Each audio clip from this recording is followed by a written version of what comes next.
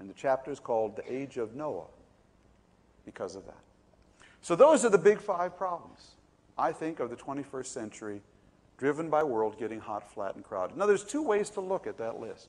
One is, forget about it.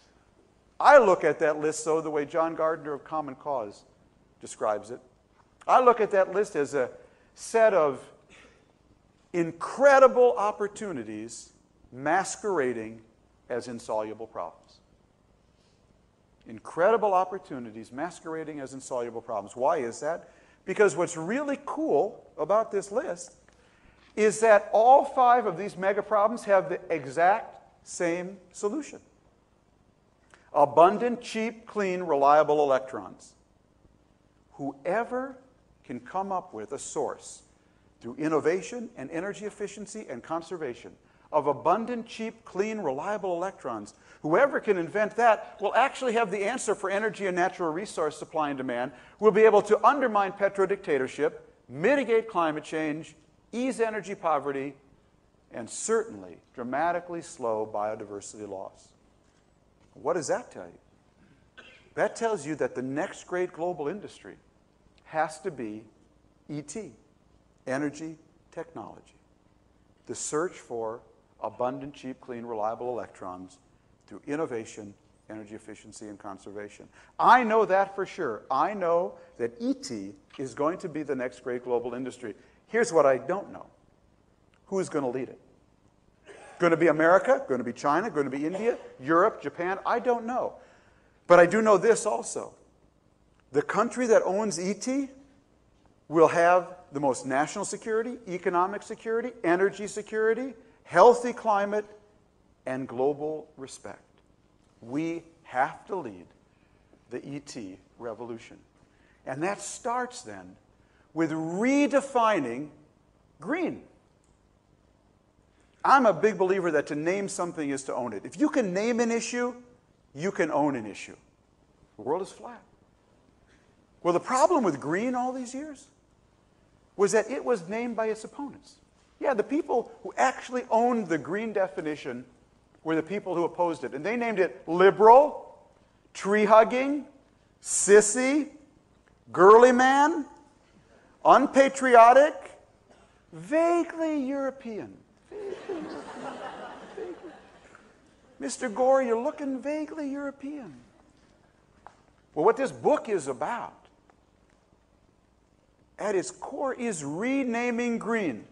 Geopolitical, geostrategic, geoeconomic, capitalistic, innovative, patriotic. Green is the new red, white, and blue. It's not just a source of electric power. In a world that's hot, flat, and crowded with those big 5 problems, it's the source of national power in the world we're going into. And that is why we must lead the ET revolution. I know what you're thinking. I've given this talk before. I can read your minds. You're saying, Mr. Friedman, we're having a green revolution. I read about it in the United Airlines Sky Miles magazine. We're having a green revolution. I love that when people tell me that. I say, us, having a green revolution? Have you ever been to a revolution where no one got hurt? Oh, that's the green revolution we're having. In the green revolution we're having, everybody's a winner. Yeah, everybody's a winner. ExxonMobil is green. I read their little ad on the op-ed page of the New York Times. BP's green. They say they stand for Beyond Petroleum. GM's green. They now got a little yellow cap they put on their flex fuel Hummer. Yeah, we're all green now. Well, that's not a revolution, friends. That's a party.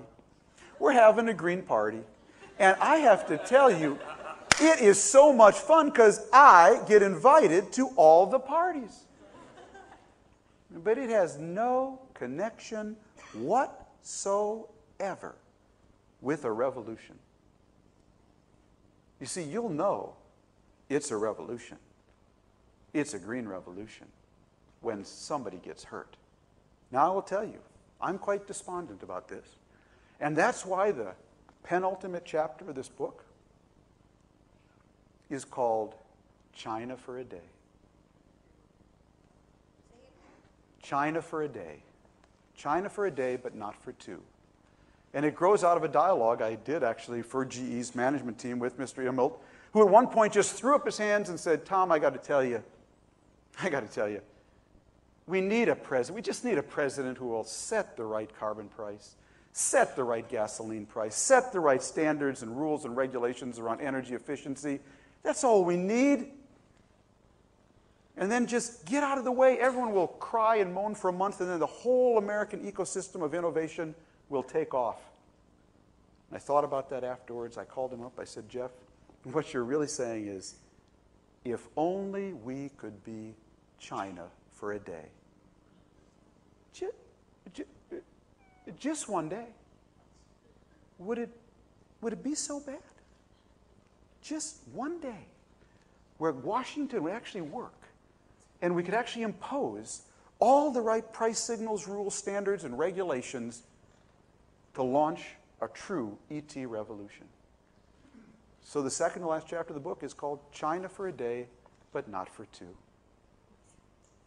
And it's my fantasy of what it would be like if we had a government that could actually work.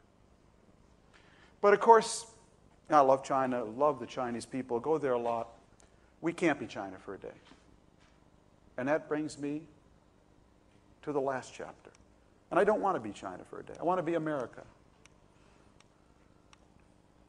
One of my favorite quotes in the book, when we leave Iraq, it will be the biggest transfer of air conditioners ever known to mankind. That's from Dan Nolan, head of the Pentagon's Power Task Force. We can't be China for a day, and that's why the last chapter of this book, I don't want to be China for a day, I want to be America, and that's why the last chapter of this book is called A Democratic China or a Banana Republic. Because that's what we're going to be. We are either going to get our democracy to work so it actually generates the same kind of focused, persistent, legitimate stick-to-itiveness to launch a real green ET revolution. We're either going to get our democracy to work democratically, as we should, with the same efficiency as China can through its means, or we're going to be a banana republic. Oh, no, not the Latin American kind. No, in the utility business, they use the acronym BANANA. You've heard of NIMBY, not in my backyard. In the utility business, they use the term banana. Build absolutely nothing anywhere near anything. We're either going to be a democratic China and get our system to work in a focused, persistent way to lead and own the ET revolution, or when it comes to clean, renewable power, we're going to build absolutely nothing anywhere near anything. Those are our choices. Thank you very much.